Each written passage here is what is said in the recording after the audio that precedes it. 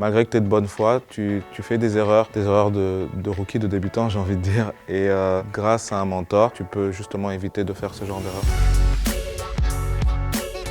Bonjour, moi je m'appelle Yoni et là actuellement j'ai 30 ans et j'étais venu chez Duo pour trouver un mentor. Alors un mentor, pour moi, c'était une personne qui est devenue mon partenaire, qui m'a aidé à travailler un projet et qui m'a fait bénéficier de son expérience pour pouvoir atteindre un certain objectif.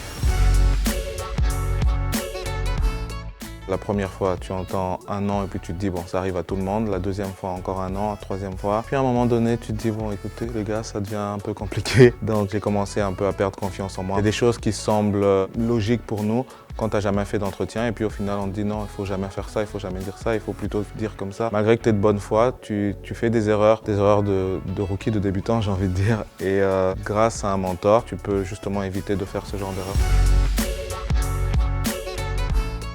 On se voyait toutes les semaines. Les 2 premières semaines du confinement, c'était un peu difficile, mais après, on a continué à se téléphoner, à prendre vraiment le temps de travailler ensemble. On s'envoyait beaucoup de mails. Oui, on s'envoyait beaucoup de mails.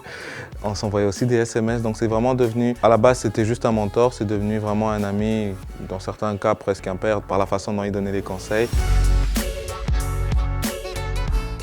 Mon CV a changé, ma façon de rédiger une lettre de motivation a changé, ma confiance en moi a changé, ma façon de m'exprimer devant une personne qui m'interviewe a changé, même ma vision du marché de l'emploi a changé. Comment est-ce que je devais trier les offres, comment choisir.